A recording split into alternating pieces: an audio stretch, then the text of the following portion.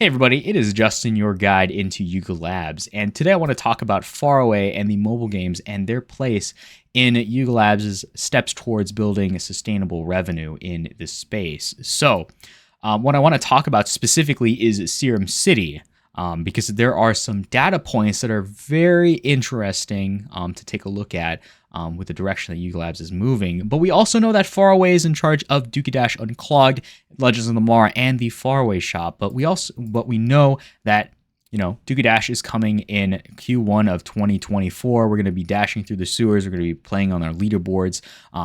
It's going to be free to play on PC, Mac, mobile, etc., etc. And then we also know that we have the Legends of the Mara expansion, slated for the second half of 2024, where the Kodas are captains, we have our ships in game, we're exploring the wilds, and we also, of course, we have a leaderboard too, because, Faraway's game design language is present all the way out. But that brings me on to my next point. Of course, I'll touch on Serum City in just a moment, but that brings me to this drafting board that we saw of the Miami Clubhouse that was posted yesterday, right?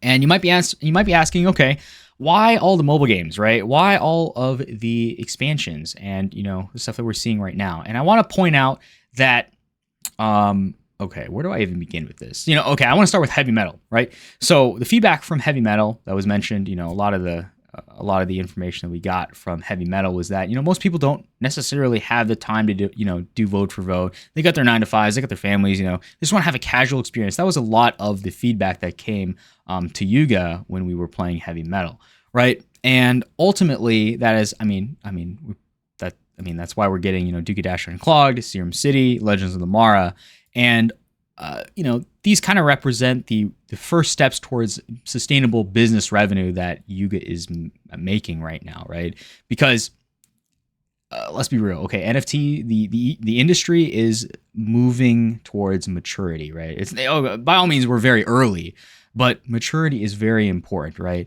And having sustainable business models and revenue is what justifies having the ability to expand to like a Miami Clubhouse. Of course, that was already planned, but like outside of that, further than that, right? Bigger than that, right? And okay, the Miami Clubhouse is gonna be big. I'm excited to see that, but like I just mean in the future, right? And ultimately, let's kind of see what they mean. And Yuga Labs self-describes as the leading Web3 lifestyle and media company, right? And I just want to point that out again: lifestyle and media company. The jump from being just an NFT project to a company is a difficulty that cannot be understated in any way, shape, or form. Like it's hard. It's hard to do a startup and scale it, even if you have money. Money doesn't solve all problems in the world, right? Okay, maybe a lot of them, but not everything. Right? And I would say that Yuga has one of the strongest lineups with regards to the NFT ecosystem, like Bored Ape Yacht Club, iconic. Otherside, iconic, maybe infamous. 12-fold, Meebits, CryptoPunks, 10KTF, and then of course the newly acquired Moonbirds, right? And we're going to see like more media expressions, games, merch, IP, all that stuff within the ecosystem that again, satisfies a meme, win utility, does do something. Yes, it's going to take a long time. And, the segue to, these mobile games to things like Otherside, to things like, in real life Clubhouse is extremely hard but bullish in my opinion. And we're going to go into why all the mobile games in just a moment. So why mobile? And of course, Otherside probably, okay. The chart here is, up until 2020, so still relatively recent, still viable. It's a chart by Visual Capitalist, and it kind of shows us the gaming trends and market share that each particular category has, right? So mobile is sitting at, we know that mobile sits at about 85 billion, so it actually represents the vast majority of gaming revenue in the industry, right? Entertainment, etc. Right? PC sits at about 40 billion, and console sits at about 33 billion. So mobile actually vastly. It's a vast majority, right? So it makes sense that Yuga is stepping into the mobile industry, in my opinion, right? And these are critical. So okay, we know that they're stepping into mobile, but how's that going, right? What are we seeing thus far? And I was like, okay, Serum City has opened its doors at the start of February. We know that it actually had a closed community, feedback testing from December until the end of January.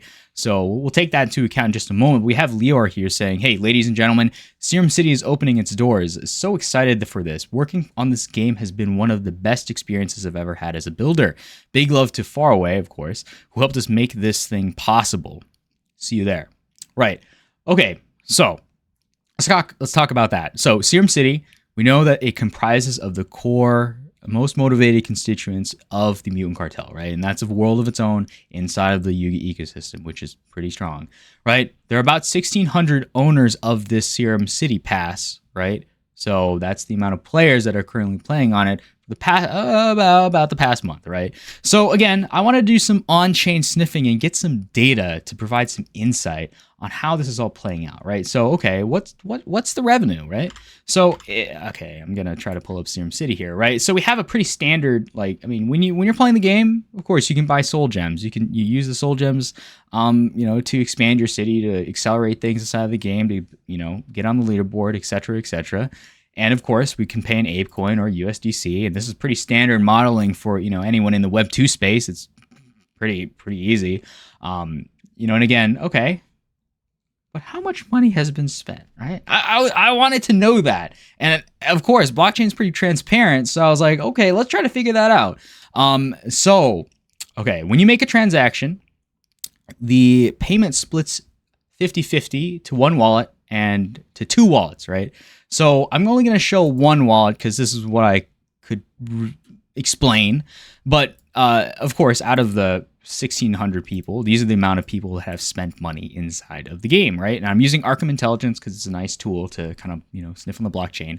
But I wanted to see, okay, what are the inflows? What are the deposits? What does that look like in terms of okay, let's just figure it out, right? So I pulled over to the wallet, and the important part of this data, I know I'm zoomed in a lot, but it get confusing otherwise. We know that it opens its doors, Serum City opens its doors in February, right? So we see a large spike of in-app purchases, right? So okay, 12K, right? 12K inflows here at the start of February. And at the very end, we're seeing about 73,000, right? So this only represents half of all the in-app purchases. And I want to pause right here. If anybody knows, if I'm wrong, okay, if this is the wrong data, someone tell me please from the Mutant Cartel so I can say this is fake news. But I'm pretty sure it's the right one because I looked at my own transactions to see where everything went. So let's just continue with that disclosure out of the way. So we're seeing about 73,000 minus 12. So if we have our convenient calculator here, we can do 73 minus 12, right? So that's about $61,000 for this wallet alone. In total inflows from the beginning of February until the end of February, right? So, just multiply by 2. We have about $122,000 over 18 days, right? And that's not, and just to kind of contextualize this, if you have in-app purchases on a regular app store, like on Google or Apple, they'll take about 30% of that revenue. I believe that's, in case I'm referencing that wrong, but I'm pretty sure that's about right. So this is just like pure in-app purchases, right? So about 122,000. If you do that and figure out how many days divided by 18, you get about $6,700 every single day. All right, that's a lot. That's pretty significant, right? And of course, I know relative to Web 2, that's not that much. But this is the first steps, and this Serum City is the first with relatively small user base. Okay, and of course we know that's going to expand, but of course I'm just kind of extrapolating. What's 6,777 multiplied by let's just say 365? This is about $2.5 million, annual revenue, annual in-app purchases, right? So that's no small number, right? And again, that is probably going, I don't know if that's going to grow or not, but we know that the Serum City is going to open up to the Kino Club, the Kodas, Meebits, G tags, heavy metals, the rest of the Yuga ecosystem, right? And that will probably help grow its presence overall. And then we also know that a mobile game for Serum City is coming pretty soon here. I mean, if you're playing Serum City, I mean, it's pretty okay. Seeing a mobile game for Serum City is not out of the question. That's pretty obvious, right? So, I mean, that kind of provides some context, right? $2.5 million every single year. And of course, that's an extrapolation of just the small data set we have right now. But it makes a lot more sense, especially when you see multiple mobile experiences, being developed under the faraway, partnership between Yuga, right? Yuga Dash Unclogged, Serum City, Legends of the Mara. This is Yuga's way of activating, revenue streams by providing us a product and utility that we can enjoy and use our IP within, right? And of course, we're not even talking about Otherside yet. So, I mean, that's just kind of one piece that I wanted to contextualize and bring awareness to, because I think it's a very, very strong thing, especially as we are, moving deeper into the NFT bull run. Okay, maybe not a bull run just quite yet, but we're not across all-time highs for ETH or Bitcoin yet. But like, these things are important for you guys as a company. These things are important to expand the brand, expand everything inside of the ecosystem, right? It provides justification for things like the Miami Clubhouse and further IP, et cetera, et cetera. So that's just what I wanted to talk about today. I hope this video was insightful or interesting to you. Definitely hit that like and subscribe button. I'll try to have all the links in the description, but let me know what you think. Bullish? We'll see. But I'll see you guys in the next one. Peace.